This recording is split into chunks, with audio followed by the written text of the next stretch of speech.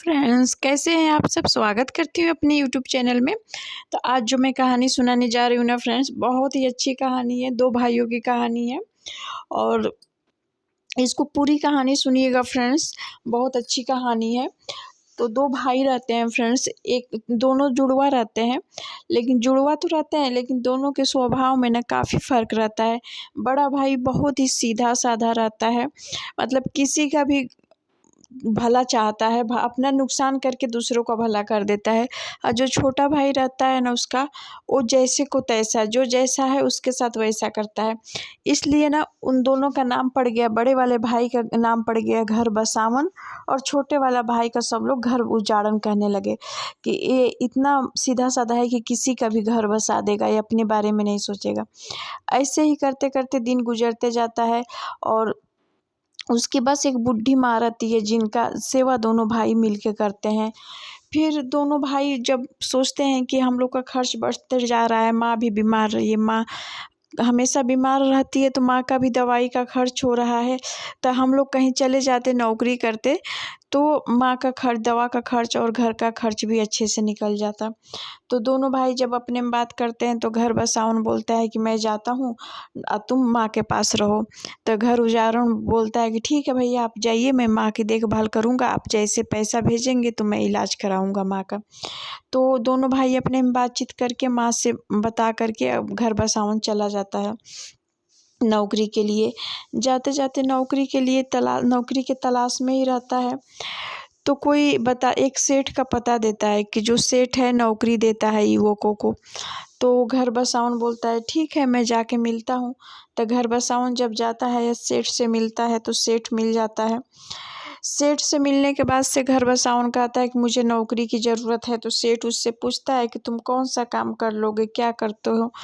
तो घर बसावन बोलता है कि मैं कोई भी काम कर लूँगा, आप जो काम बताइए मैं कर लूँगा। तो सेठ बोलता है ठीक है, ये तो अच्छी बात है अगर तुम कोई भी काम कर लोगे तो, लेकिन मेरी एक शर्त है।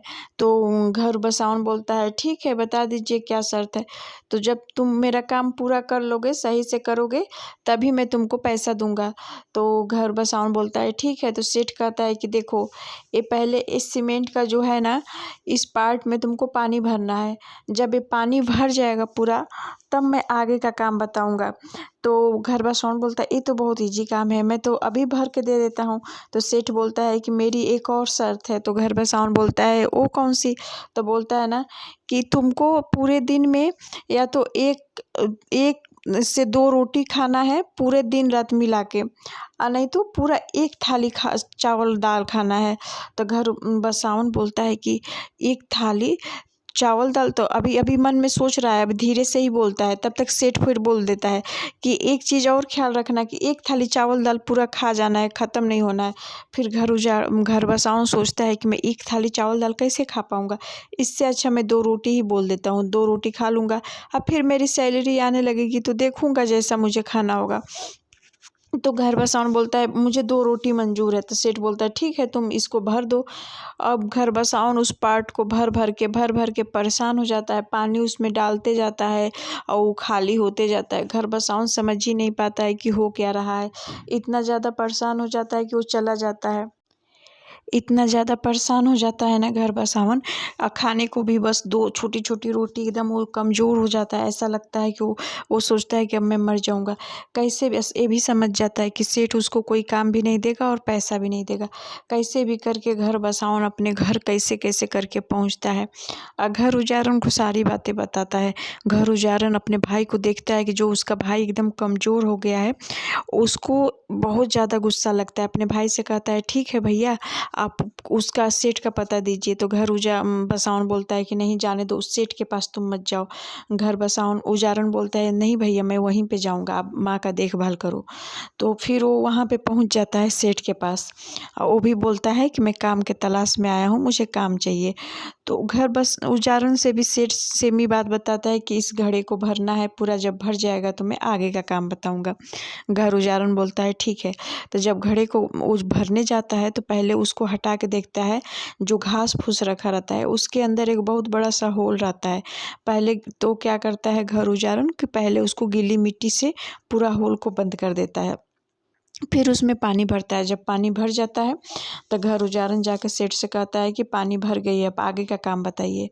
तो सेठ समझ जाता है कि बहुत चालाक है, तो उसको आगे का काम वो बताता है। सारा काम तो करवाता है लेकिन पैसा नहीं देना चाहता है।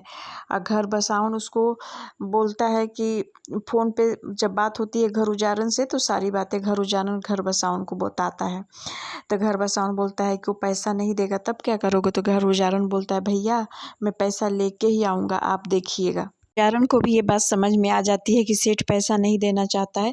तब वो अपनी सारी बातें बताता है कि मैं जो इसके पहले जो लड़का आया था उसका मैं भाई हूँ, आप उसके साथ जो किए हो, मेरे साथ जो कर रहे हो, मैं सारी बातें पब्लिक को बताऊँगा, गाँव से अपने भाई को भी बुलाऊँगा और भी 2-4 लोगों को बताऊँगा, और यहाँ पे हम लोग धरना देंगे। सारी बातें मैं बताऊँगा कि आप सबके साथ क्या करते हो, सबका पैसा मारते हो, काम करवा लेते हो, पैसा नहीं देते हो। तो सेठ ये सब बातें सुन के एकदम डर जाता है, सोचता है कि ये तो मेरी अच्छी खासी का इज्जत भी खराब करवा देगा, और जो पैसा तो जो जाएगा वो जाएगा। सेठ बोलता है, अरे नहीं नहीं, तुम तो परेशान हो गए, बुरा ऐसी बात नहीं है, मैं तुमको पूरा पैसा दूंगा। तो सेठ उसको घर उजारन को पूरा पैसा देता है और कहता है कि तुम अपने यहाँ पे अगर मेरे यहाँ काम करना चाहते हो तो कर सकते हो। घर बसाउन बोलता है कि मुझे तो काम की ज़रूरत है ही, मैं काम तो करना ही चाहता हूँ। सेठ बोलता है, ठीक है, तुम मेरे यहाँ रह के काम करो और तुमको मैं सैलरी, खाना रहना यहाँ पे फ्री है, सैलरी भी मैं तुमको टाइम से दूंगा। और तुम अगर चाहते हो कि अपने बड़े भाई को यहाँ पे बुला लो तो उसको भी बुला लो, तुम दोनों रह के यहाँ पे काम करो। तो घर उजारन बोलता है कि नहीं, मैं अपने बड़े भाई को नहीं बुला सकता, हम एक ही लोग कोई काम कर पाएंगे, क्योंकि मेरी माँ घर में अकेली रहती है, बीमार रहती है, तो उसके देखभाल के लिए एक लोग चाहिए। तो जब भैया यहाँ पे रहेंगे तो मैं घर रहूँगा, जब मैं यहाँ पे रहूँगा तो भैया घर रहेंगे। सेठ बोलता है कि तुम लोग कितने अच्छे हो कि जो आज के डेट में माँ की अपनी सेवा कर रहे हो। घर उजारन बोलता है कि सब लोग आपके जैसे स्वार्थी नहीं होते हैं। सेठ बोलता है कि देखो, मुझे शर्मिंदा मत करो, मुझे माफ़ कर दो। तो घर उजारन बहुत खुश होता है, पैसा लेके जाता है अपने घर और अपने माँ का अच्छे से इलाज कराता है। फिर कुछ दिन में वो सेठ के पास वापस आ जाता है, नौकरी करने लगता है। ऐसे करके घर उजारन और घर बसाउन की एक अच्छी सी ज़िंदगी जीने लगते हैं, माँ का भी अच्छे से इलाज कराने लगते हैं। तो आपको मेरी कहानी कैसी लगी फ्रेंड्स, कमेंट करके ज़रूर बताइएगा। कहानी का मेन मकसद यही है फ्रेंड्स कि आज का डेट ज़माना वही रह गया है कि जो जैसा उसके साथ वैसा करो, मीन्स जैसे को तैसा। नहीं तो अगर ज़्यादा आप शरीफ बन के रहोगे ना तो फिर कोई आपका नहीं है, शरीफ लोग का कोई नहीं है।